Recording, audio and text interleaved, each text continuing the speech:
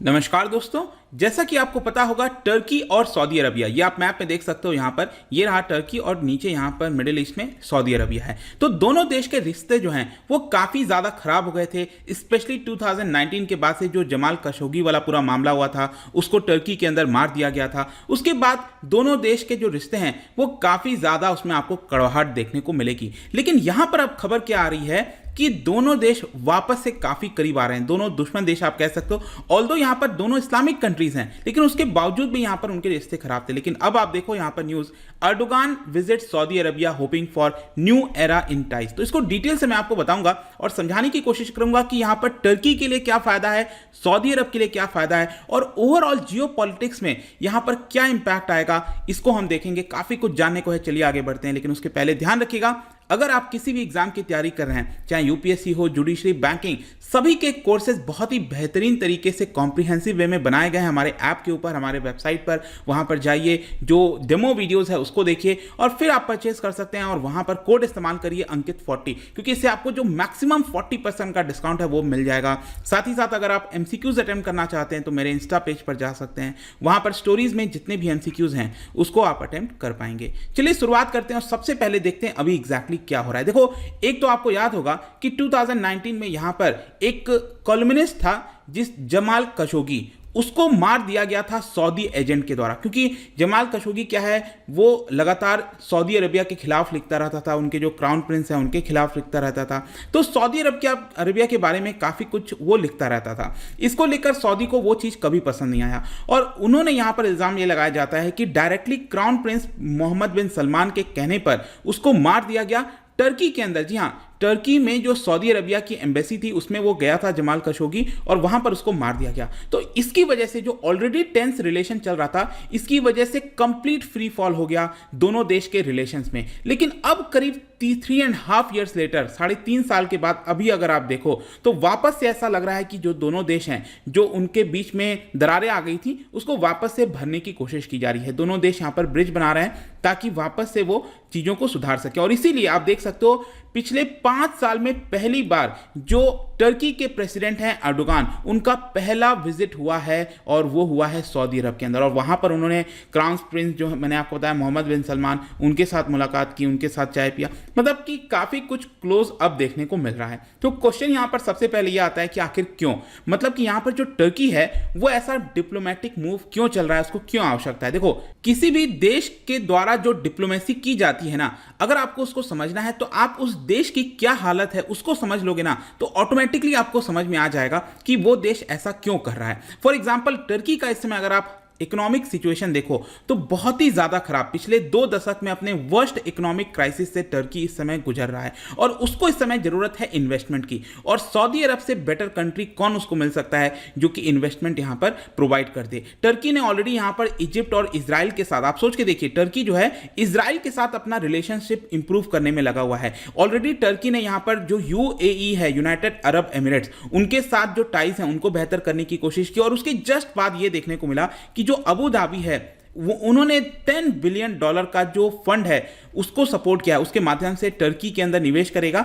ऐसा यहां पर अनाउंसमेंट किया गया है। तो आई होप कि आपको समझ में आ रहा होगा कि टर्की के अंदर जो इकोनॉमिक सिचुएशन है बहुत खराब चल रही है। इनफैक्ट अगर आप वहां पर इन्फ्लेशन देखो तो it is staggering 61%। Just imagine 61% कहीं पर अगर इन्फ्लेशन हो तो उस देश की क्या हालत हो रही होगी, वहां पर जो कॉमन पीपल है उनकी क्या हालत हो रही होगी। और उनका जो करेंसी है वो 44% गिर गया है, जो लीरा करेंसी है उनकी 44% गिर गई है। और ये जो फिगर्स हैं, डेफिनेट सी बात है, उनके जो राष्ट्रपति हैं अर्दोगान, उनको ये पसंद नहीं आएगा। और नेक्स्ट ईयर, अगले साल वहां पर चुनाव भी हैं, तो इसको लेकर उनको काफी ज्यादा डर लग रहा है कि अगर वो जल्द से जल्द कुछ नहीं किए तो यहां पर उनकी इकोनॉमी खतरे में आएगी और जाहिर सी बात है लोग उनके खिलाफ वोट कर सकते हैं। इसी की वजह से इस समय यहां पर जो सऊदी अरब, अगर आप देखोगे तो सऊदी अरब का इस समय बंपर इकोनॉमिक ईयर चल रहा है। बंपर क्यों? जाहिर सी बात है, सऊदी अरब बहुत सारा ऑयल एक्सपोर्ट करता है और इस समय ऑयल के प्राइस बहुत ज्यादा इंक्रीज हुए हैं। उसने ऑलरेडी $400 बिलियन से ज्यादा रेवेन्यू इस साल ऑलरेडी यहां पर कमा लिया है। और इसीलिए सऊदी अरब के पास इतना कैपिटल है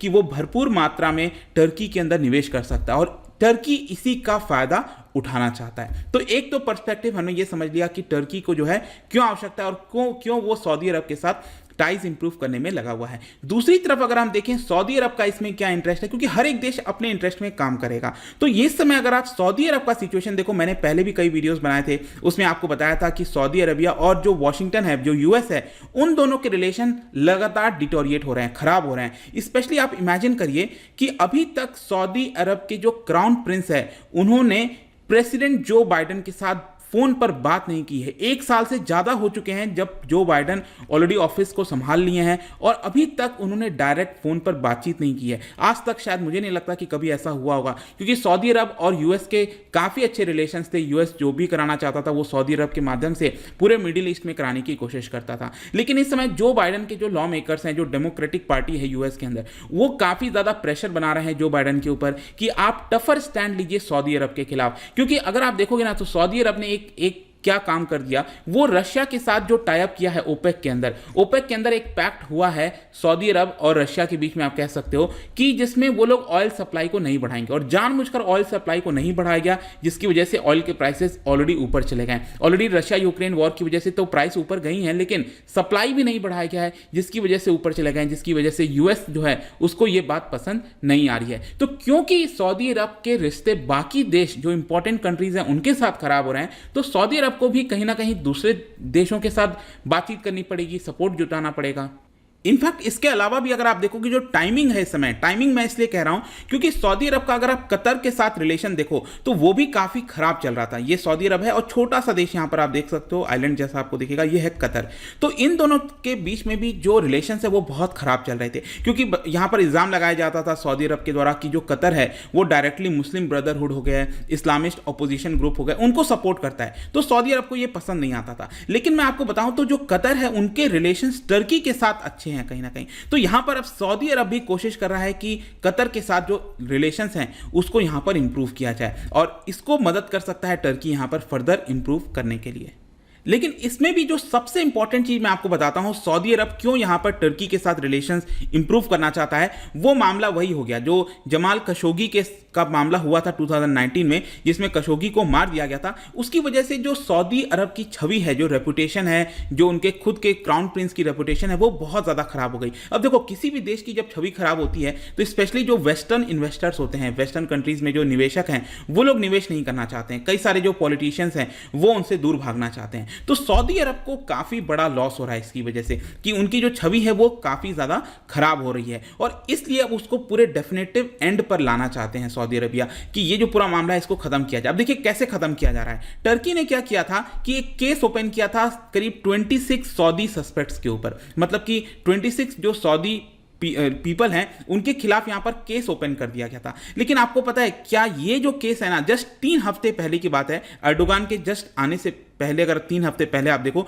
तो टर्की ने ये पूरा केस क्या किया, सऊदी अरब में ट्रांसफर कर दिया। अब आप खुद सोच के देखो, सऊदी अरब के खिलाफ केस चलाया जा रहा है, उसको सऊदी अरब में ही ट्रांसफर कर दिया जाएगा, तो क्या किसी को न्याय मिल पाएगी? नहीं मिल पाएगी। तो एक प्रकार से सऊदी अरब को बेनिफिट दे रहा है इनडायरेक्टली जो टर्की है, और सऊदी अरब में अभी तक किसी को भी ये जमाल खशोगी का जो किलिंग हुआ था उसको लेकर कोई सजा नहीं सुनाई गई है, और इसीलिए बताया जा रहा है कि यहां पर दोनों देश आपस में एक दूसरे को मदद करने में लगे हुए हैं। इनफैक्ट मैं आपको एक और इंटरेस्टिंग चीज बताता हूं कि दोनों देश के जो रिलेशंस हैं, जो जमाल खशोगी का पूरा मामला हुआ था उसके पहले अगर आप देखोगे तो उस समय दोनों देश का जो टाइज था काफी बेटर था। इनफैक्ट आप देख पाओगे कि सऊदी अरब के द्वारा जो इन्वेस्टमेंट किया जाता था टर्की के अंदर, इट वाज अराउंड $2 बिलियन, और टर्की भी जो इन्वेस्टमेंट करता था सऊदी अरब के अंदर, इट वाज अराउंड $660 मिलियन के आसपास। 200 से ज्यादा जो टर्किश कंपनीज हैं वो सऊदी अरब के अंदर जो है ऑपरेट किया करती थी। सऊदी सिटीजन्स करीब 3500 प्रॉपर्टीज वो टर्की में ले चुके थे। तो दोनों देश जो हैं काफी अच्छा यहां पर एक दूसरे के साथ रिलेशन बढ़ा रहे थे। लेकिन जब ये पूरा मामला हुआ जमाल खशोगी का, उसकी वजह से आप देख सकते हो सऊदी अरब ने यहां पर $5 बिलियन का जो बायलैटरल ट्रेड है उसके ऊपर बहुत सारी पाबंदी लगा दी। इनफैक्ट आपने देखा होगा ना, टीवी सीरियल्स वगैरह आते हैं अलग अलग लैंग्वेज में, तो टर्किश लैंग्वेज में वहां पर अरबिक उसको डब किया जाता था, जो टर्किश आपका सीरियल्स वगैरह हुआ करते थे उसको अरबिक में डब करके सऊदी अरब में प्ले किया जाता था, जिसकी वजह से टर्की की जो छवि है मिडिल ईस्ट में वो बहुत ज़्यादा अच्छी हो रही थी। और इसी की वजह से बहुत सारे जो सऊदी अरब के लोग हैं वो टर्की के अंदर निवेश करते थे। लेकिन यहाँ पर इसको भी बैन कर दिया सऊदी अरब ने कि जो टर्किश सीरियल जो चलता था सऊदी अरब के अंदर उसको नहीं चलाया जाएगा। तो ये पूरा मामला आपको जो है वो देखने को मिलेगा। तो इसी की वजह से आप कह सकते हो अब फर्दर जो है यहाँ पर जो टाइज हैं दोनों देश के बीच में उसको इंप्रूव करने की कोशिश की जा रही है। लेकिन इस पूरे मामले में एक और चीज आपको ध्यान में रखना है, वो ईरान का मामला। देखो आपको पता ही है कि सऊदी अरब सुन्नी देश है, जो ईरान है वो शिया मुस्लिम आपको देखने को मिलेंगे बड़ी मात्रा में, और दोनों देश काफी कट्टर विरोधी हैं एक दूसरे के। लेकिन यहां पर एक मामला चल रहा है, आपने सुना होगा JCPOA का, that is joint comprehensive plan of action, जिसको लेकर बताया जा रहा है कि ईरान के ऊपर जो सैंक्शंस लगा है और ईरान यहां पर जो अपना न्यूक्लियर प्रोग्राम चला रहा है उसको स्टॉप कर देगा, क्योंकि यूएस जो है जल्दी ही ईरान के ऊपर से सैंक्शंस हटाने वाला है। तो इसको लेकर सऊदी अरब को ये चीज शायद पसंद नहीं आ रही है। लेकिन अगर आप दूसरी तरफ देखोगे जो टर्की और ईरान का रिलेशन है, ऑल्दो कोई बहुत ज्यादा अच्छा तो नहीं है, क्योंकि ये दोनों राइवल्स हैं इराक और सीरिया में। अगर आप देखिए तो यहां पर दोनों आपस में भिड़ते रहते हैं, लेकिन टर्की और ईरान स्टिल यहां पर एक दूसरे से व्यापार करते हैं। उनके लैंड बाउंड्री भी अगर आप देखो तो सटे हुए हैं यहां पर। तो यहां पर कहीं ना कहीं सऊदी अरब और टर्की के रिलेशन अच्छे होंगे तो कुछ हद तक आप कह सकते हो कि ईरान के ऊपर यहां पर प्रेशर बनाया जा सकता है टर्की और सऊदी के द्वारा, दोनों के द्वारा यहां पर मिलकर। तो ये भी इसका एक इंपैक्ट देखने को मिल सकता है। तो ये अभी पूरा सिचुएशन है जियोपॉलिटिक्स के अंदर। आई होप कि हर एक पहलू को यहां पर जो भी कुछ हो रहा है, टर्की और सऊदी अरब जो अब एक साथ आ रहे हैं वापस से, इसका जो हर एक पहलू है वो आपको समझ में आ रहा होगा क्यों हो रहा है, किस लिए हो रहा है। जाने से पहले एक बहुत ही इंटरेस्टिंग क्वेश्चन, क्योंकि यहां पर हम मिडिल ईस्ट वगैरह की बात कर रहे थे, क्या आप बता सकते हो कि which among the following countries, इन 4 कंट्रीज में से which does not share border with Mediterranean sea. ठीक है, तो मेडिटेरेनियन सी के साथ कौन सा जो देश है वो बॉर्डर शेयर नहीं करता, यह आपको बताना है। इसका राइट आंसर आपको पता ही है, मेरे इंस्टाग्राम पर तो मिलेगा ही, वहां पर अगर आप नहीं हो कोई बात नहीं, टेलीग्राम से भी ले सकते हैं इसका सही उत्तर। मैं कई सारे जो MCQs हैं वो यहाँ पर स्टोरीज में डालता रहता हूँ। बाकी अगर आपको PDF चाहिए तो टेलीग्राम पर आइए, अलग अलग सोशल मीडिया पर भी आप जुड़ पाओगे। और जैसा मैंने बताया, किसी भी एग्जाम की अगर आप तैयारी कर रहे हैं, यूज दिस कोड अंकित 40 हमारे ऐप के ऊपर, हमारे वेबसाइट पर, वहां पर सभी कुछ आपको मिलेगा। आई होप कि वीडियो आपको पसंद आया होगा। मिलता हूं आपसे next time, till then thank you very much, see you soon.